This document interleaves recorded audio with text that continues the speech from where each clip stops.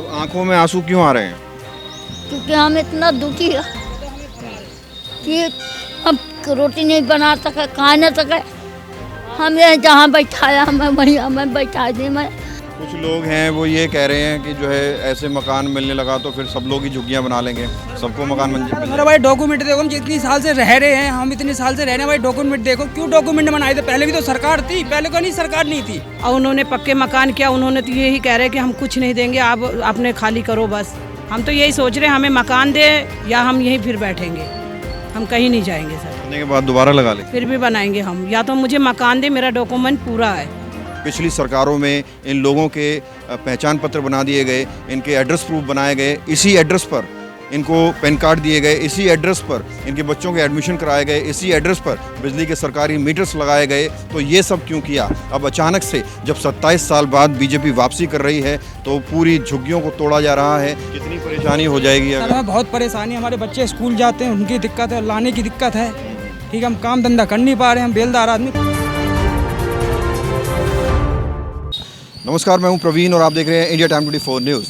राहत इंदौरी की एक बहुत मशहूर शायरी है कि लगेगी आग तो जद में आएंगे मकान और कई, यहाँ सिर्फ हमारा ही मकान थोड़े ही है।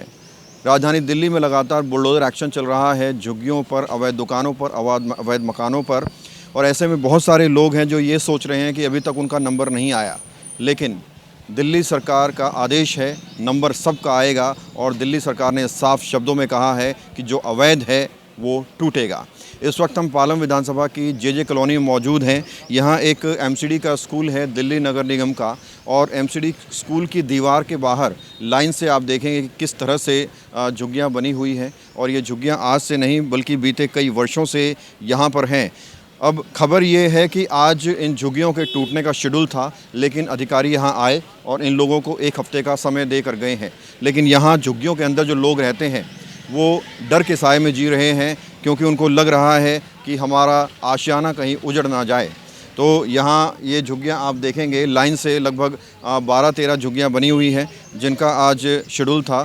लेकिन इन लोगों को टाइम दिया गया, वर्बली इनको नोटिस दिया गया, उनसे कहा गया है कि अगले हफ्ते तक आप अपना सामान बाहर निकाल लीजिएगा, और अगर आपने सामान नहीं निकाला तो बुलडोज़र एक्शन होगा और आपका नुकसान होगा। यहाँ समझदारी दिखाते हुए कुछ लोगों ने सामान बाहर भी निकाल लिया था। अब लोगों से कुछ बात करते हैं और समझते हैं।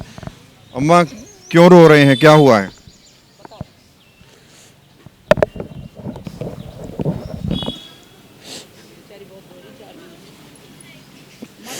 कितने समय से रह रहे हैं?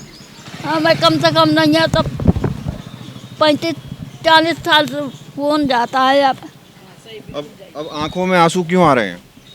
क्योंकि हम इतना दुखी है कि हम रोटी नहीं बना सके, खा न सके।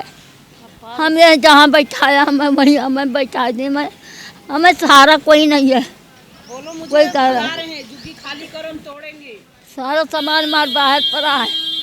अब हमें जब भगावत है तो हमें सहारा दे। हमें कहाँ जाऊँ, कौन दुनिया का जाऊँ? हमें यही जगह पर पब्लिक हमका बचावत है, पब्लिक हमको पाल रही है, सबके सहारे में जी रही हूँ।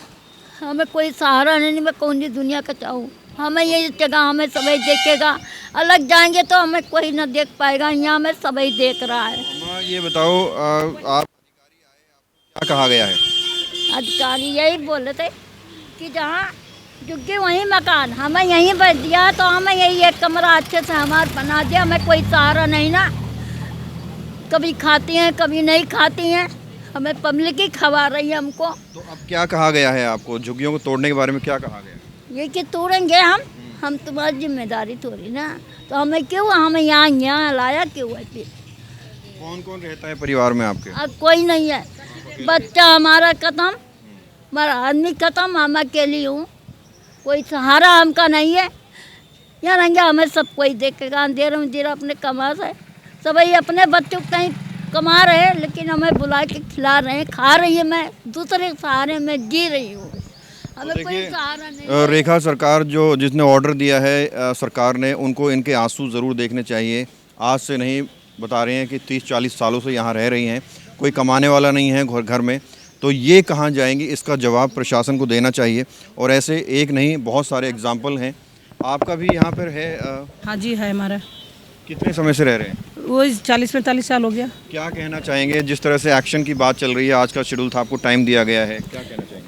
वो तो यूँ ही कहते हैं कि कभी आते 1.5 महीना हो गया, 1.5 महीने से यही बात रखते हैं, कल आऊँगा, परसों आऊँगा, नरसों आऊँगा, आपका तोड़ जाऊँगा, सामान गाड़ी लाऊँगा, DCM सारा भर के ले जाऊँगा।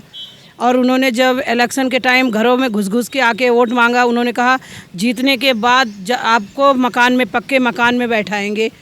और उन्होंने पक्के मकान किया, उन्होंने तो यही कह रहे हैं कि हम कुछ नहीं देंगे, आप अपने खाली करो बस। तो अब क्या लग रहा है आपको, डर सता रहा है कहीं ना? बहुत ज़्यादा डर लग रहा है बीजेपी वालों से सर। क्या सोचा है, अब क्या करेंगे? हम तो यही सोच रहे हैं, हमें मकान दे या हम यहीं फिर बैठेंगे, हम कहीं नहीं जाएंगे सर। तोड़ने के बाद दोबारा लगा लेंगे? फिर भी बनाएंगे हम, या तो मुझे मकान दे, मेरा डॉक्यूमेंट पूरा है। हाँ, वोट वगैरह सब करते हैं? सब कुछ करते हैं।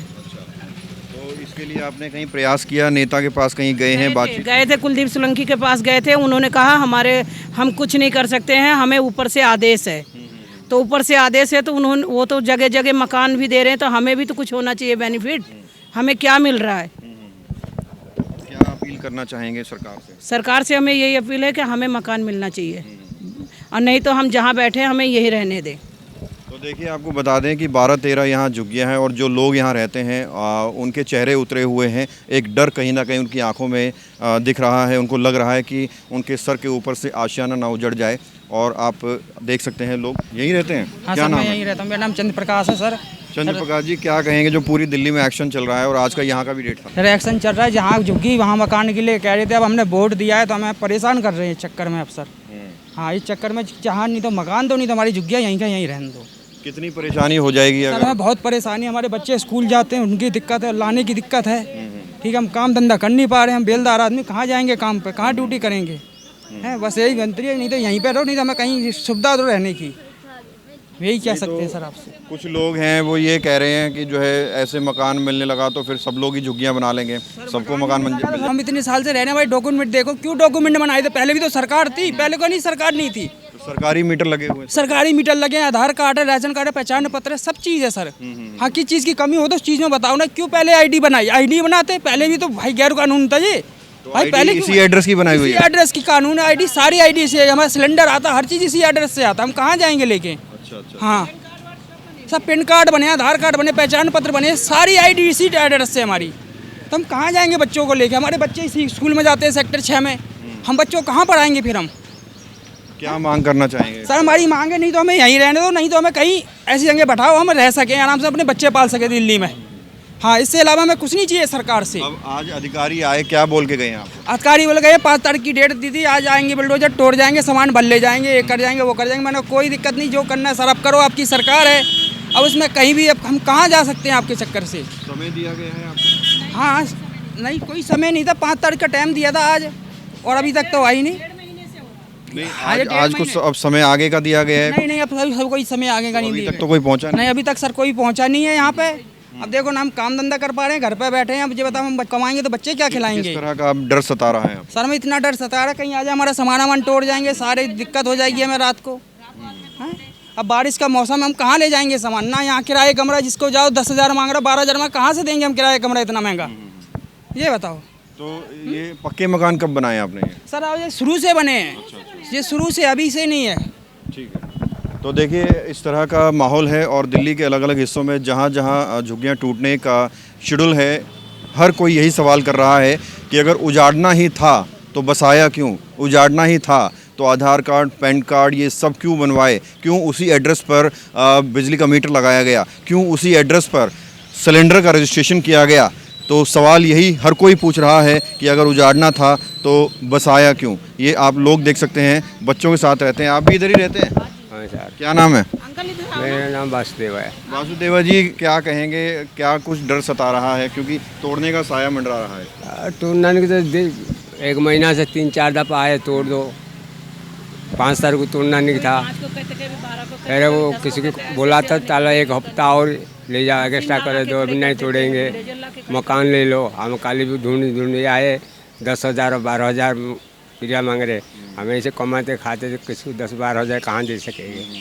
हैं, छोटे छोटे बच्चे स्कूल में जा रहे हैं, तो उनको पढ़ाई लिखाई भी बंद हो जाएगा।